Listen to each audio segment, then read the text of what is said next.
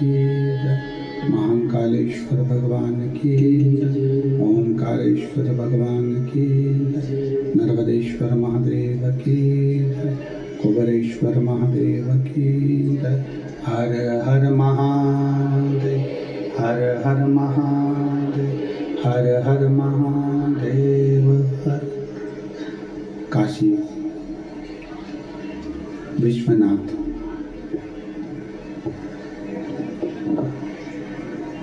ओगरदानी त्रिकालदर्शी कैलाशी अविनाशी भगवान शिव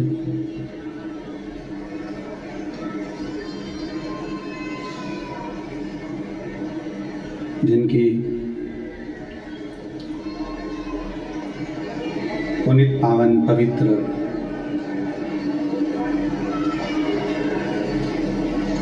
शिव महापुराण की कथा श्रवण करने का सौभाग्य बाबा देवाधिदेव महादेव की कृपा से आप और हमको प्राप्त हुआ है।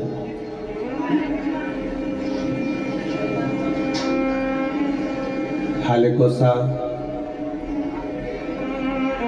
छत्तीसगढ़ की ये पवित्र भूमि, जिस पवित्र धरा पर आप और हम भगवान शंकर की विरलमय भक्तिमय शिव महापुराण की कथा श्रवण करने के लिए विराजमान, कथा मंडप में विराजमान शिवरी नारायण वाले संत महोदय गुरुदेव, जिनका पवित्र सानिध्य प्रत्येक कथा में प्राप्त होता रहा है। एक बार जोरदार ताली बजाकर संत गुरुदेव का स्वागत वंदन। कथा मंडप में विराजमान माँ डोंगर गढ़वाली की कृपा से विधायक पद पर विराजमान दीदी, विधायक महोदय, क्षेत्रीय विधायक महोदय, जो दुर्ग से भी और इसी क्षेत्र से भी बहुत सुंदर भाव से विराजमान, एक बार जोरदार ताली बजाकर उनका भी साधुवाद। शिव कृपा से कथा मंडप में विराजमान सभी संत साधु गुरुजन तपस्वी जन साधक उपासक ब्राह्मण जन, कथा के मुख्य यजमान स्वर्गीय मान सिंह जी की स्मृति में श्रीमती सोनी साहू जी द्वारा श्री दिनेश जी साहू, श्रीमती गेशमणि जी साहू, श्री ईश्वर जी साहू, श्रीमती शशि जी साहू, श्री ज्योतिलाल जी साहू, श्रीमती बसंता जी साहू, श्री तुलाराम जी साहू, श्रीमती मेदवती जी साहू। एक बार जोरदार ताली बजाकर यजमान परिवार का स्वागत मंडप। 60 साल के बूढ़े या 60 साल के जवान, 60 साल में भी इस अंदाज से जिंदगी जीने का राज है ज़ंडू केसरी जीवन। अब साइंटिफिकली प्रमाणित एंटी एज एक्शन के साथ, जो उम्र का ढलना धीमा करे। ज़ंडू केसरी जीवन। अब तो हर महीने 1000 रुपए भी मिल रहे होंगे। 3 साल हो गए, 1 रुपया नहीं मिले। नहीं मिल रहे। जिन्होंने इस पवित्र कथा का लाभ आप और हमको दिया।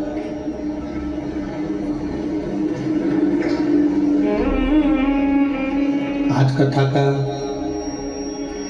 6ठा दिवस है, जिसको शिव महापुराण की शिवरात्रि करते हैं।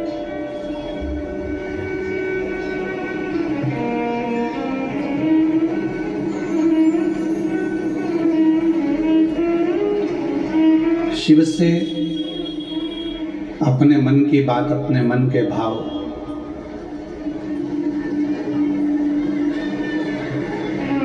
व्यक्त करना, शंकर भगवान से अपने दिल की बात कहना और शिव को अपने हृदय में बिठाना।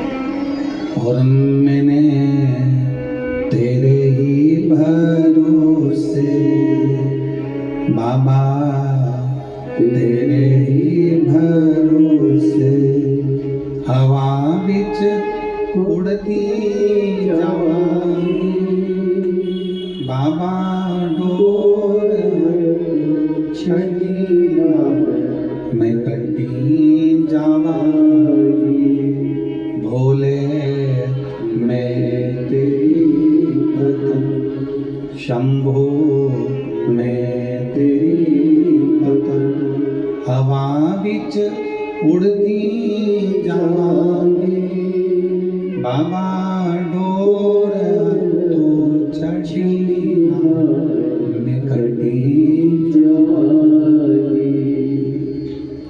शिव कथा कहती है, भगवान शंकर का संवाद कहता है, शिव तत्व कहता है, शिव पुराण कहती है।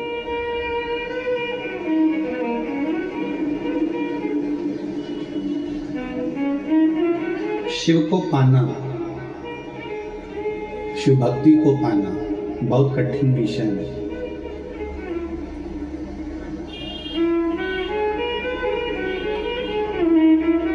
शिव जी को पाना कठिन नहीं है, पर शिव महापुराण की कथा कहती है शिव को समझना सबसे कठिन विषय है, सबसे कठिन। शंकर भगवान को पा लेना, एक लोटा जल चढ़ा देना, शिव के मंदिर चले जाना, बाबा को एक अक्षत का दाना समर्पित कर देना, बाबा को अपने मन की बात कह देना, बेलपत्र समर्पित कर देना, ये सब कुछ है।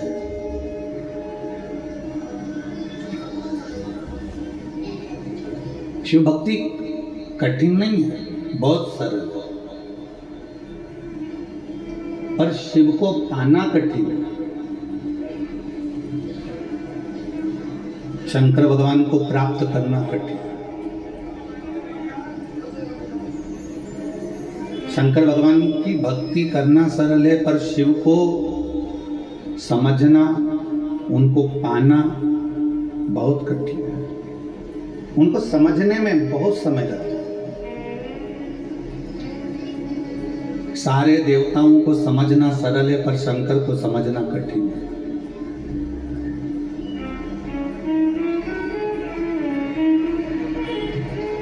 आप शिव को समझ जाएं, ये बहुत कठिन विषय है।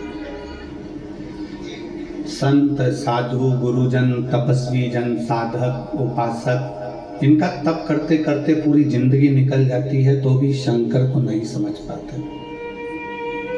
आप और हम तो साधारण हैं। आपकी जिंदगी और हमारी जिंदगी तो एकदम सिंपल, एकदम सादी है। 2 रोटी खाना, राम नाम गाना, कथा में जाना, अपना कर्म करना, भजन करना और अपनी भक्ति में डूबना। और दुनिया की सबसे बड़ी दौलत, दुनिया की सबसे बड़ी संपत्ति आपकी श्रेष्ठ बुद्धि है। अगर कोई तुमसे पूछे कि दुनिया की सबसे बड़ी दौलत क्या है, दुनिया की सबसे बड़ी संपत्ति क्या है, दुनिया की सबसे बड़ी जायदाद क्या है, तो आप तुरंत कह सकते हो कि अच्छी बुद्धि, श्रेष्ठ बुद्धि, ये दुनिया की सबसे बड़ी संपत्ति है। क्यों? घर में जायदाद बहुत सारी है, दुकान बहुत सारी है, माल भरा हुआ है, गोडाउन भरा हुआ है, प्रॉपर्टी बहुत है, गाड़ी बहुत है, बंगला बहुत है, सब कुछ है, और घर में अगर बच्चे बुद्धि विहीन हैं, उनमें विवेक ही नहीं है, बच्चों में बुद्धि ही नहीं है, और अगर बुद्धि भी है तो ऐसी बुद्धि है कि पूरा पैसा ले जाकर मदिरालय में लगा रहे हैं, वैश्यावृत्ति में लगा रहे हैं, जुए में लगा रहे हैं, मांसाहार में लगा रहे हैं, या गलत जगह लगा रहे हैं, तो वो बुद्धि किस काम की? फिर वो प्रॉपर्टी, वो धन, वो संपत्ति किस काम की?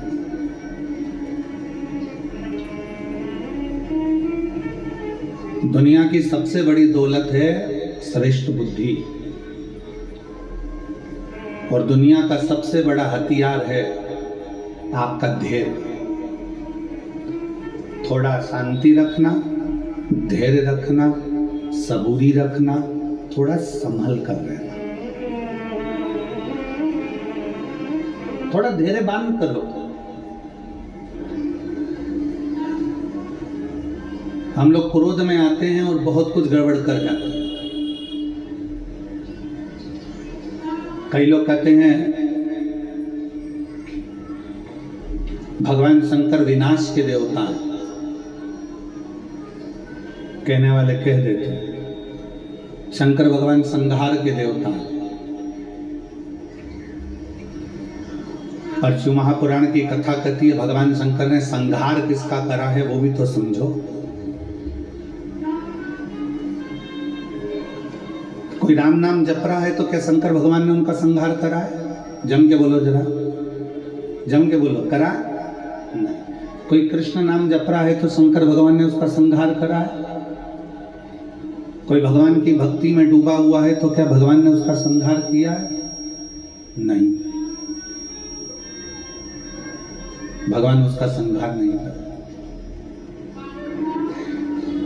संहार किसका करा? जो तब साधना में लगा हुआ है और भगवान की भक्ति में लगा हुआ है और उसकी भक्ति को कोई तोड़ रहा है, उसका संहार किया है। शिवजी ने संहार किसका करा? जो कामदेव सामने आकर खड़ा हो गया और भगवान की अविरल भक्ति को तब को तोड़ रहा है, संहार उसका किया। विदल उत्तल आकर खड़े हो गए, संहार उनका करा है। अंधकासुर आ गया, संहार उसका करा है। ब्रह्मा जी के अंदर अभिमान आ गया, मान आ गया, संहार उसका करा। कई लोग कहते हैं शिव संहार के देवता है। लिखने वाले ने गलत लिख दिया, कहने वाले ने गलत कह दिया कि शिव संहार के देवता है। उसको लिखना था शिव संसार के देवता है, और उसने लिख दिया संहार के देवता।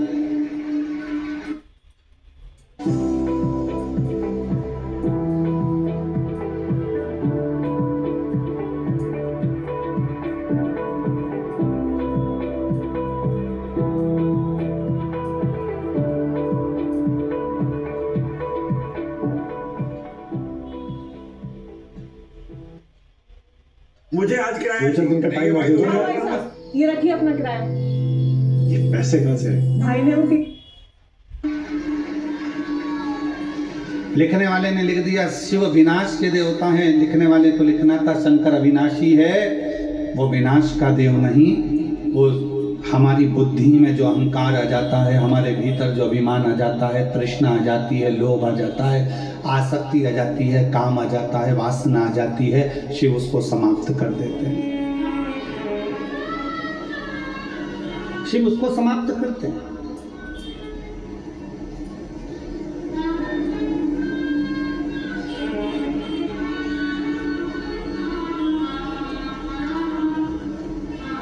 अभी महाराज जी कह रहे थे पास में कि इस क्षेत्र में इतने शिव भक्तों को देखकर आज पूरा छत्तीसगढ़ गौरवान्वित हो रहा होगा। इतने शिव भक्तों को देखकर क्षेत्र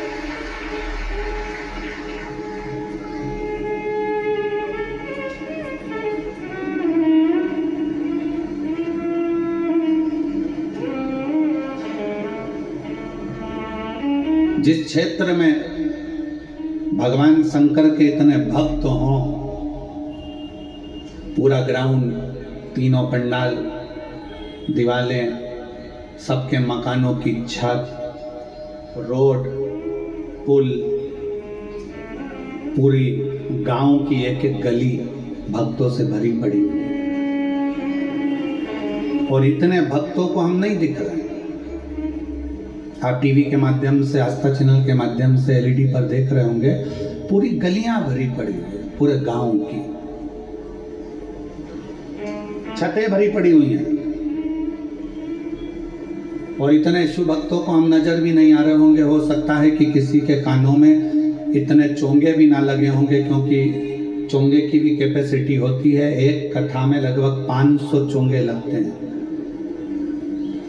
पर आज हाले कोसा की कथा में वो 500 चोंगे भी कम पड़ रहे हैं और 500 चोंगे से भी ज्यादा शिव भक्त यहाँ पर समय।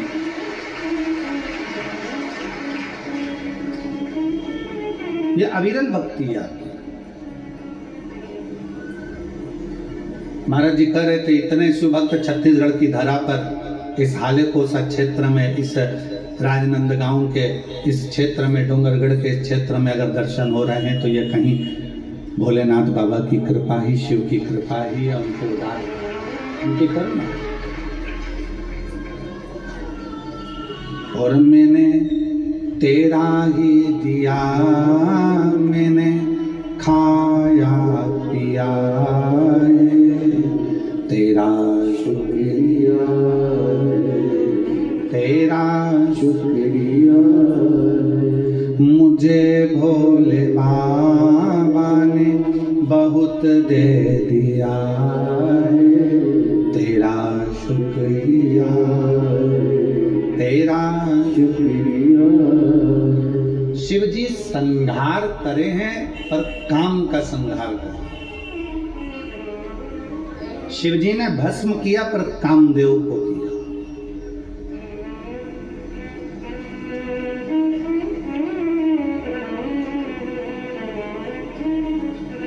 क्योंकि ये भीतर का जो अहंकार है ना, ये व्यक्ति को बर्बाद कर देता है। हमारे भीतर का अभिमान हमें नष्ट कर देता है। क्या मांगते हैं शंकर भगवान?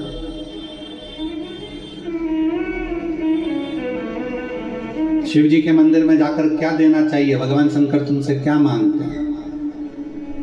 शिव जी कहते हैं, पार्वती खंड में, शिव महापुराण के पार्वती खंड में शंकर भगवान ने कहा है, मुझे वो दो जो तुम्हारा खुद का है, मुझे दूसरे का नहीं चाहिए।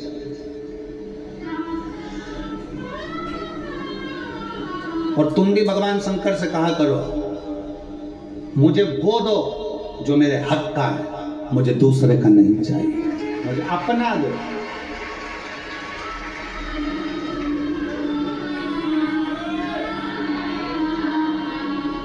शिव जी क्या कहते हैं पार्वती जी से? पार्वती, संसार में रहने वाला शिव भक्त मुझे वो दे जो उसका खुद का है। अब खुद का क्या है तुम्हारे पास में जो शंकर जी मांग रहे हैं? पैसा, जिसको तुमने दुकान पे बैठ के कमाया, फैक्ट्री में कमाया, वो तुम्हारा है? जम के बोले जरा, नहीं। घर जिस पे तुम्हारी रजिस्ट्री में सिग्नेचर हुआ, ठप्पा लगा, साइन हुए, वो तुम्हारा है? नहीं।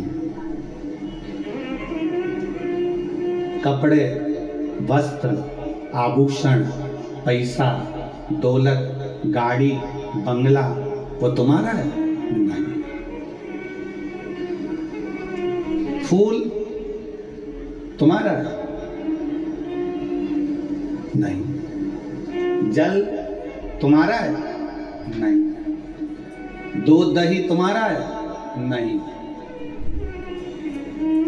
आप कहो कि ये शरीर भगवान को दे दे, तो ये भी तो तुम्हारा नहीं है, ये भी तुम्हारे माँ बाप का है, उसने पैदा किया है तुम्हें। जब शरीर ही अपना नहीं है तो ये सारी संपदा अपनी क्या है? तो भगवान करे तू अपना खुद का दे। खुद का क्या है? तो शिव महापुराण की कथा कहती है, खुद का है इस शरीर के अंदर उत्पन्न होने वाला अहंकार, जब तू मेरे मंदिर में आए तो अपना अहंकार मुझे देकर चले जा। वो खुद का है, अहंकार व्यक्ति का स्वयं का होता है। और शिव जी आपसे अहंकार मांगते। लंका के राजा रावण से भगवान शंकर ने कहा क्या था?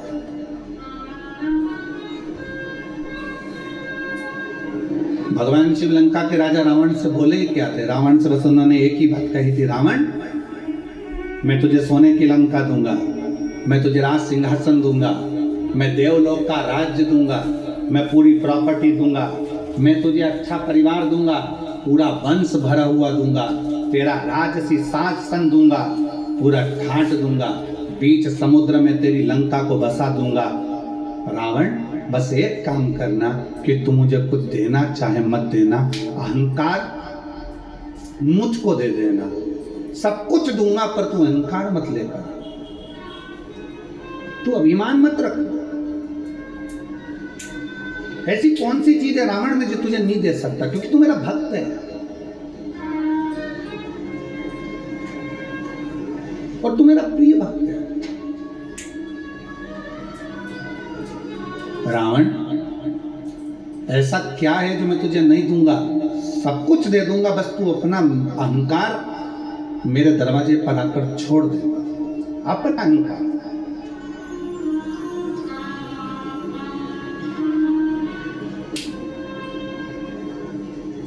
शंकर जी के मंदिर में कौन कौन गया दर्शन करने के लिए? कभी तो गए होगे, एक लोटा जल चढ़ाने के लिए जाते हो, रखो। हो सकता है आपके शंकर जी के मंदिर में नंदी है, शिव जी हैं, पार्वती जी है, गणेश जी हैं, कार्तिकेय जी हैं, सब कुछ। हो सकता है आपके शंकर जी के मंदिर में कछुआ नहीं हो, पर आप लोगों ने कहीं कहीं पुराने पुराने मंदिर अगर गए हो, जैसे त्र्यंबकेश्वर गए हो महाराज जी, त्र्यंबकेश्वर, कृष्णेश्वर, भीमा शंकर आदि आदि जितने भी शंकर के विशाल पुराने शिवालय हैं, आप वहां जाकर दर्शन करेंगे तो नंदी और नंदी के सम्मुख में कछुआ भगवान की ओर मुंह कर बैठा। कौन कौन ने दर्शन किए? हाथ उठाओ जरा, किए आप लोगों ने? शंकर जी की रिश्तेदारी तो नंदी से, फिर ये कछुआ यहाँ क्या कर रहा है?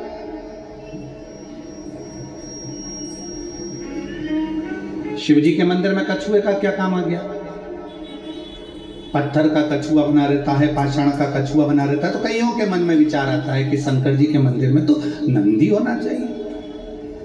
शिव जी के मंदिर में सामने नंदी होता है तो कछुआ भी होता है, शंकर के मंदिर में कछुए का क्या काम है?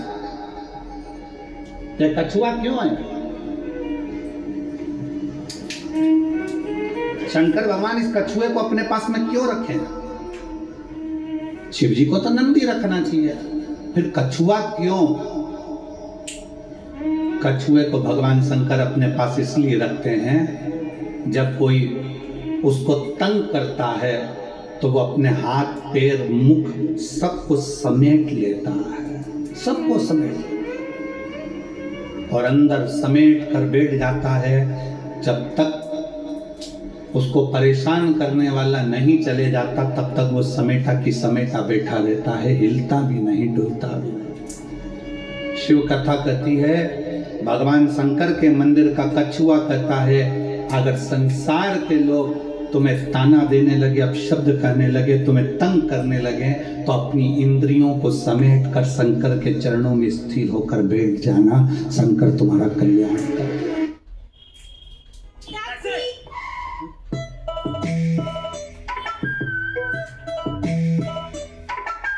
हेलो, ब्रेकफास्ट में क्या खाती हो? Kellogg's muesli, 12 grains, fruits, nuts and seeds की एनर्जी वाला मेरा पावर ब्रेकफास्ट केलॉग्स म्यूसली। तो आपने किया पावर ब्रेकफास्ट? स्थिर होकर बैठ जाओ।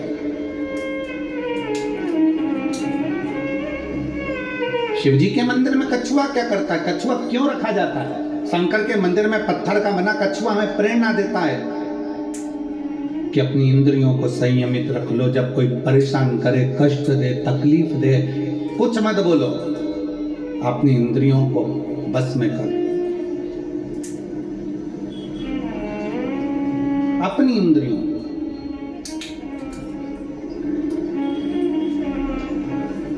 और जब वो इंद्रियां आपके बस में हो जाएगी तो फिर आप धीरे से चलना प्रारंभ करना, जिससे कछुआ चलना प्रारंभ करता है और अपने मंजिल तक जाता है। कछुआ क्यों शंकर जी रखे हैं? क्योंकि कछुआ में एक और श्रेष्ठ बात है। कछुए की सबसे श्रेष्ठ बात यह है कि कछुए को उल्टा घुमा लो, सीधा घुमा लो, पटक कर घुमाकर कहीं पर भी, पहले कछुआ अगर इधर जा रहा है तो उसकी दिशा बदल दो, कहीं पर भी ले जाकर छोड़ दो, कछुआ थोड़ी देर के बाद में जिस दिशा में जाता था उस दिशा में वापस चलने लगता है। कछुए का नियम है, वो अपनी दिशा नहीं छोड़ता। आपसे भी निवेदन भगवान शंकर की कथा करती है कि कछुए को चारों तरफ घुमाकर छोड़ दो, परंतु कछुआ जहां जा रहा था वहीं जाता है। इसलिए आप सबसे निवेदन है, बहुत सारे लोग आएंगे, तुम्हें भड़काएंगे, भ्रम डालेंगे, शंकर को जल मत चढ़ा, पानी मत पी, हमारे पास आ, हम वहाँ चलते हैं, वहाँ चलेंगे, वहाँ बैठेंगे, हमारा धर्म अपना ले, हमारी ओर चले जा। पर याद रखना, कछुआ चारों तरफ घूम लिया, आखिरी में वहीं गया जहां कछुआ जा रहा था। तुम्हें भी कोई भटका दे, भरमा दे, आखिरी में सनातन धर्म की ओर पड़ेगी, आखिरी में शिव तत्व की ओर जरूर जाना, भगवान शंकर की शरणागति की ओर जरूर जाना। एक लोटा जल चढ़ाने के लिए शंकर के शिवालय में, मंदिर में जरूर पहुंचो, जरूर।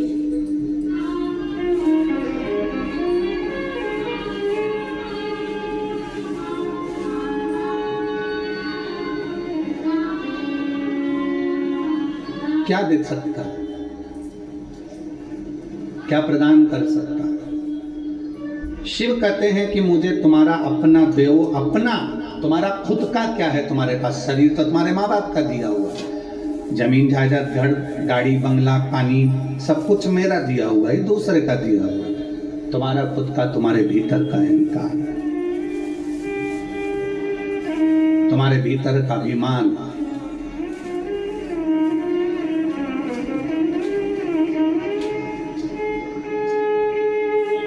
मैं दिनेश जी आपको साधुवाद देता हूं कि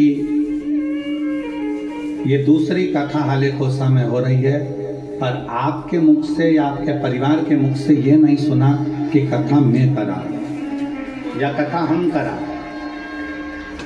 आपके परिवार के मुख से जब भी सुना तो एक ही चीज सुनी, और आपके मुख से भी जब भी सुना तो एक ही चीज सुनी कि ये कथा स्वयं शंकर भगवान कराते हैं और डोंगरगढ़ वाली माता कराती है। बाकी का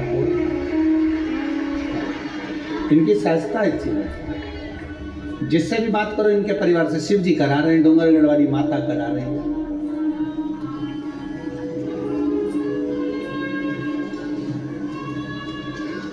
अभिमान से परे, अभिमत्ता से दूर।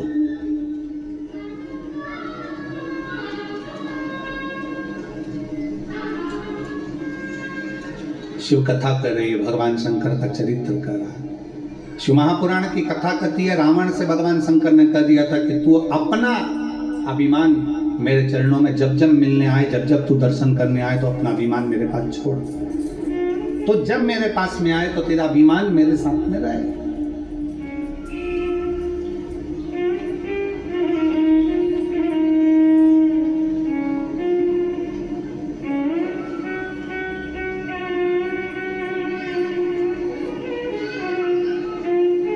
हम शंकर जी के मंदिर में लोटा लेकर जाते हैं, एक लोटा जल, जम के बोलो सारी समस्या का हल। हम शिव जी के मंदिर में एक लोटा लेकर जाते हैं। लोटा दर्शाता है हमारे मस्तिष्क को, हमारे शरीर को, हमारे पूरे विग्रह को। लोटा दर्शाता। अगर आप लोगों ने आयुर्वेद का स्मरण करेंगे या फिर आप शास्त्रों को उठाकर नहीं देख सकते तो गूगल को सर्च मारना, यूट्यूब पे सर्च मारना, गूगल पे सर्च मारना कि गिलास का जल और लोटे का जल दोनों में जमीन आसमान का अंतर है। जब तक व्यक्ति लोटे से पानी पीता रहा, लोटे से जल पीता रहा, तब तक उसके पेट में कभी बीमारी नहीं आई। उसने ये अंग्रेजों का लाया हुआ गिलास का पानी पीना चालू करा, तब से बीमारियां पेट की इतनी बढ़ गई कि व्यक्ति को दुख का जीवन जीना पड़ा। आप नेट पे सर्च मारिएगा, आप गूगल पे सर्च मारिएगा कि शिव महापुराण का ये संवाद, शंकर भगवान पर एक लोटा जल जब हम चढ़ाते हैं, उसका आचमन करते हैं, उसको पीते हैं, तो उसका फल लोगों को क्यों मिल रहा है? आज दुनिया के लोगों को आश्चर्य की बात है कि लोटे का जल चढ़ाकर सारी समस्या का हल, एक लोटा जल। आखिर लोटे के जल में सब क्या हो जाता है कि शंकर जी पे चढ़ाया और वो अमृत का काम कर जाता है, शरीर ठीक हो जाता है।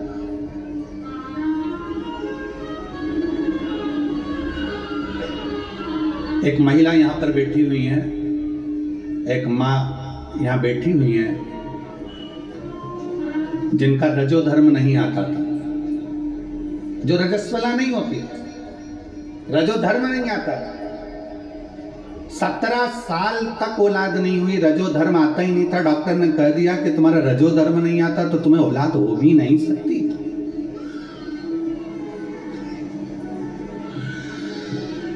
2, 5 साल, 6 साल, 7 साल, 8 साल इलाज भी करवाया, दवाइयां भी ली कि रजोधर्म आवे, रजस्वला हो जावे, पर रजोधर्म आए नहीं तो संतान होए कहां से?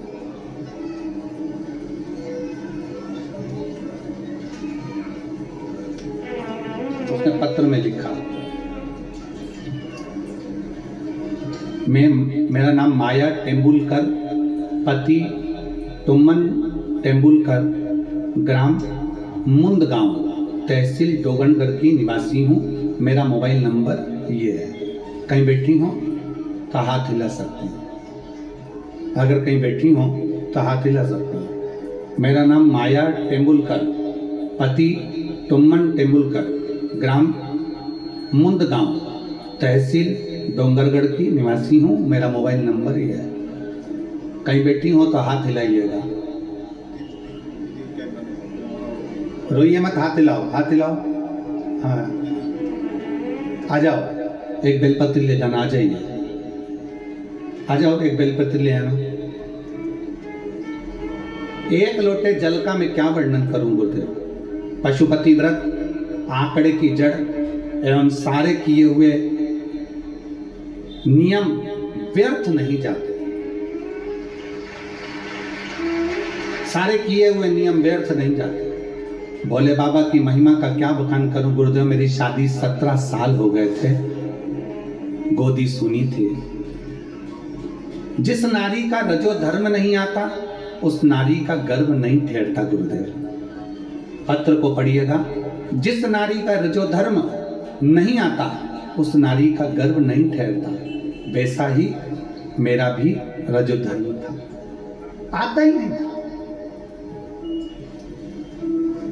उस बहन ने अपनी मन की व्यथा जो लिखी, उसमें एक बात बड़ी विचित्र लिखी है कि शादी होने के बाद लोग ये नहीं पूछते कि तुम्हारी जमीन कितनी है, जायदाद कितनी है। पत्र को देखिएगा थोड़ा। आजकल जमीन, जायदाद, धन दौलत कितनी है नहीं पूछते, पूछते हैं तो ये पूछते हैं कि औलाद कितनी है। गुरुदेव 17 साल मेरी औलाद नहीं हुई, क्योंकि मेरा रजो धर्म ही नहीं आता था, मैं रजस्वला ही नहीं होती थी। अब डॉक्टर को दिखाया,